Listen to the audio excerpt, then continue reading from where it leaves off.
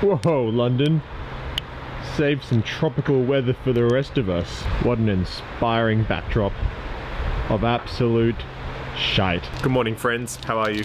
Hope you're well. As I sit here having my still can't figure it out. As I sit here having one of those, it's cold. Having one of these bars, I reflect on the fact that it's my birthday. Well, happy birthday to me. From me, from Pingu. Newt indeed, my penguiny friend. Alrighty, let's go to the gym.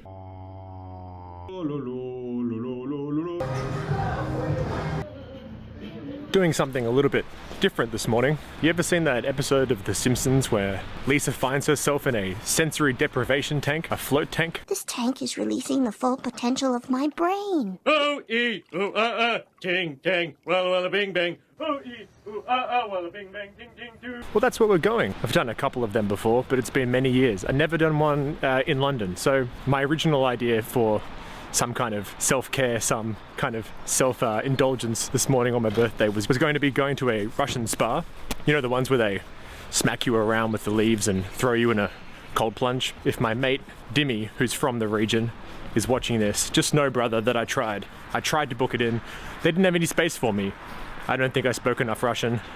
Koktila, kurosho, privyet, nastarovya. Didn't really work for me. So the consolation prize, instead of the thrill of a Russian spa, instead is a float tank. Somewhat less intensive, but still should be a fun experience. And then we'll go and do some normal people things, like, I don't know, go to a pub, eat some food. What do you want from me? I'm trying to do something different these days. As you can see from this getup, the weather in London is positively grim AF. But that's okay. Birthdays are weird. I always feel intensely uncomfortable on them. I never wake up on a birthday and think, oh my god, it's my birthday. Why isn't everyone celebrating me? Clarissa, you bitch, you didn't message me. Oh my god, everyone come celebrate me. I just feel weird celebrating them. It's kind of cool, I guess, but everyone who survives another year gets to have one.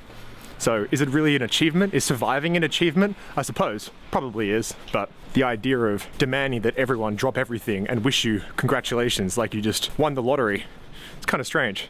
In many ways, we all have won the lottery to be here for another year, so maybe that is the congratulations that's in order. So if it's your birthday today and you're watching this, congratulations from me to you. One random guy on the internet to another, or girl, or however you, I don't know, you do you. All right. Let's continue. Clarissa, it's my birthday. Why didn't you message me? Oh my god, you bitch. We're walking through the lovely streets of Angel right now. Probably the area of London that feels most familiar to me. I think I've lived in 3 to 4 different flats around here in my time. And funnily enough, when you've been to enough viewings and had your heart broken that many times by scumbag property agents, you end up mapping the city via failed viewings. For example, I once went to a viewing that was in one of these apartments with my mate Bridie when we were looking for a cohabitation rental situation approximately 3 days before COVID started, and we were plunged into lockdown, and Bridie and I were forced to live as 2 blokes sharing a 40 square meter apartment. That's how you test a friendship. Just for the record as well, I don't know who Clarissa is. That's a fake made up name that doesn't represent anyone I actually know in real life. To me, it sounds like a auto-generated name from some kind of 1990s Nickelodeon sitcom AI tool. If your name's Clarissa and you're watching this, I'm sorry, I don't mean to throw shade at you. Just know that it was the first random name that came to my head, but I respect you. And when it's your birthday, Clarissa, congratulations to you as well. Onwards, up towards Upper Street, the heartbeat, the artery, the lower intestine of Angel, which is also a great strip. Let us continue. Ooh, ah. And this is the tank. This is the flotation tank. I'm gonna hop in there and connect with the higher self, and also a shower, which is helpful because I smell. So really, there's a lot of multiple functions. There's a lot of multiple benefits. All right, I'll see you in an hour and we'll kind of discuss what goes on in the tank. Oh, and out of the serenity and relaxation of the float room into the, I don't know, whatever you describe this. Jolene is one of the premier hipster coffee establishments in London, and especially in Angel. So if you're an Australian hanging around here and you walk into a coffee shop called Jolene and you have a flat white, you will be among the people of Australians in London, loved by your brethren, hated by everyone else. Ooh. Hello, I'm back. I'm back from the float. I couldn't record as I was walking because it was raining. And I thought to myself, would it be bad if my camera was to be destroyed by condensation? Yes, it would. I have the better camera and it's on a tripod. I've got a freaking tripod nowadays. Official obnoxious person who makes YouTube videos. Tick. Do you feel sufficiently influenced? Yeah, so the float was interesting. Nothing against the float place itself. I think the tank was great, the facilities were great. I did a couple back in Sydney over the years, quite a time back. Mostly with my good friend Nick. Nick, if you're watching this, I remember our float times. They were special. To clarify, that's not my friend and I in the float tank together. That's, we'd go to the float place and have separate tanks and separate rooms. So it's not a couple's float. It's a place where platonic male friends could separately float and have their own individual floating experiences, just in case I needed to clarify that point. The float tank was interesting. I didn't have the most amazing spiritual moment experience whereby I was lying there suspended in salty water and an epiphany came to me about the meaning of life. To be honest, I couldn't really switch off very well when I was in there, probably because I just had a coffee before, so that was a really silly idea of me. But it was at the very least relaxing because you're lying in very salty water, and so the salt creates the buoyancy which allows you to somewhat effortlessly float. And the sensory deprivation comes in because you have this closed pod-like structure above you. It kind of feels like you're sitting in a AirPods case, somewhat of a human pod from the Matrix, where it zooms out and there's just the entire of mankind locked away in these pods. To kind of soothe the potential claustrophobia, I decided to keep the door to my individual room unlocked, such that if someone wanted to come in, knock yourself out. You want to sit in there while I lie in a tank? Come on in. The water's warm. Literally, the water was warm. It was quite relaxing. I couldn't really switch off though, and I kind of kept mentally just processing a lot of things, which was not a bad thing necessarily. It was kind of a nice time to just lie in darkness and think for about an hour.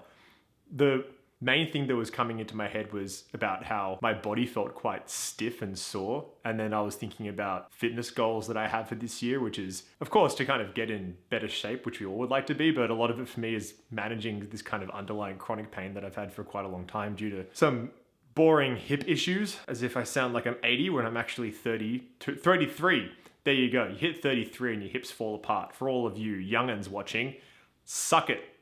Life comes at you fast. And the main thing that I kept coming back to was the power of showing up every day and doing the same things over and over again every day if you want to make any kind of meaningful progress. And specifically, I was thinking about that to do with chronic pain because I was lying there and my back was sore, my hip was kind of sore, and the weightlessness of the water kind of helps, but also I found kind of put a bit of weird strain on my neck, probably also because I have a massive head. Un grande cabeza. For all you Spanish speakers out there, I'm sorry for butchering your language, but you know, it's my birthday, I'll do whatever the fuck I want. But I've had prescribed for me for quite a long time now, physiotherapy exercises that I'm meant to do every day to kind of manage that chronic pain. And I know from past experience that when I get on top of that for an extended amount of time, that makes a really positive difference. But it's something that I pretty much have to do every single day if I want to get the full benefits out of that. And I think that relates to so many things that we want to achieve for ourselves and make progress on. If we're not showing up every single day, it's very tough to create this magical, elusive thing called momentum, which is the secret ingredient to anything. In other words, I guess you could call that consistency, the power of the compounding effect, whatever you want to call it. But it's this commitment to do something every single day that creates the necessary momentum to carry you forward to a particular goal. And you may be asking yourself, well, what's wrong with taking days off? And I suppose nothing in theory, but the problem is that the importance of keeping momentum on any kind of thing allows it to become ingrained and part of who we are. And I think if we're changing from this procrastinating, bit lazy, inconsistent self to someone who we want to embody a certain change as part of our lifestyle, there has to be this unwavering commitment to make that thing part of not just what we do, but also inherently part of the personality of the kind of person we are. It's like, I am the person who wakes up each day and does this thing every single day because not only does that lead to something that I want to achieve, but it reflects the values that I have. I am someone who is disciplined, who is able to show up every day for myself, who is able to do the things that I said I was going to do because it means that it's reflecting on my consistency as a person. There is probably only so much space that we have to do things over and over again each day. And often I think the more that we try to add to that list, the less effective we become at being able to do any one of those things successfully. There's only so much hours in the day. There's only so much mental bandwidth we can apply to the things that we really want to do. But I think zeroing in on perhaps the few key levers that have the most positive impact for us and being able to show up every single day for those things creates this magical compounding effect that we only get to experience if there is an unwavering commitment. The other one for me is just generally I have to exercise every day, otherwise I feel like shit. This morning I woke up, had a bit of a headache, not from drinking, just from, you know, life, and I didn't want to go to the gym, but I realized that if I would go to the gym and go for a run, some kind of movement, that it would make me feel better. And unsurprisingly, 1 hour later, I felt 1,000 times better than I did. The commitment to those things every single day allows us to unlock the possibility of growth. And that kind of glass ceiling, that glass door, however you want to describe it, is only open for those of us who are willing to commit to that every single day. And that's the carrot of self-development. It's like, if you are willing to make that commitment despite whatever emotional drives you may have that are otherwise pulling you in 1,000 different directions, then you stand to gain from all of the wondrous development and growth and progress that brings. But it's like, you have to pay the piper every day. You have to pay the ticket. You gotta knock on the door every single day if you want to be in it to win it, so to speak. I'm gonna do some life admin now, and then I'm gonna go out later on and see some mates and have dinner and celebrate life and not dying for another year. See you soon.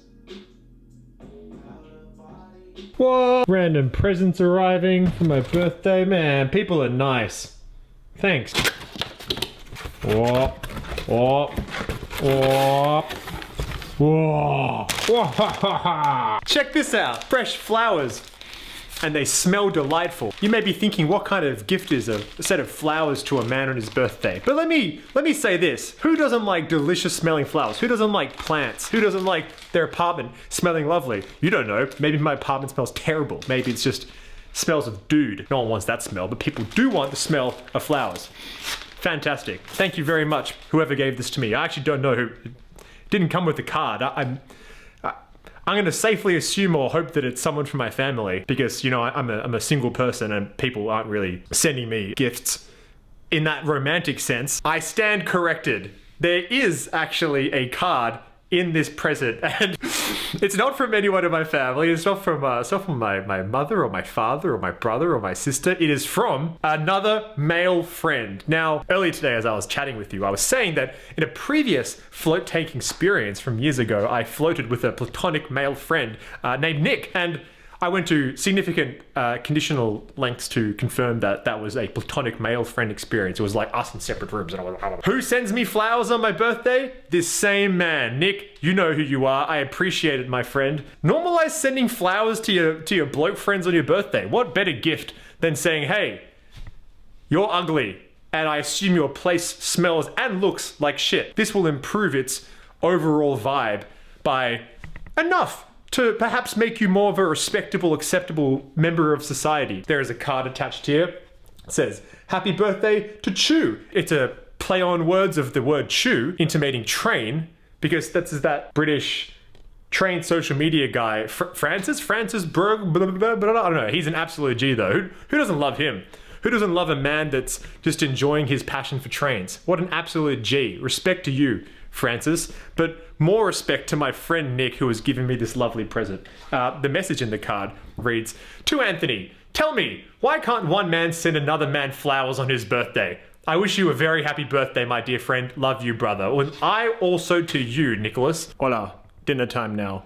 Off we go. I'm gonna switch to potato cam. I'm sorry, I don't want to take the good camera out in public on a Saturday night in the middle of London, because, you know, I don't want to get mugged. Sorry. So, potato cam it is. But an upgrade is coming to a more streetwise camera that will improve picture quality while not also risking mugging situations. So you're gonna have to stick around for that. But let's go anyway. Similar in Slovakia, Bratislava. It's the spot, 8 out of 10. Nice German hops. Hits the Helles, Bavarian style. Achtung. Worst vlog of all times. What's going on? Woo! Like and subscribe.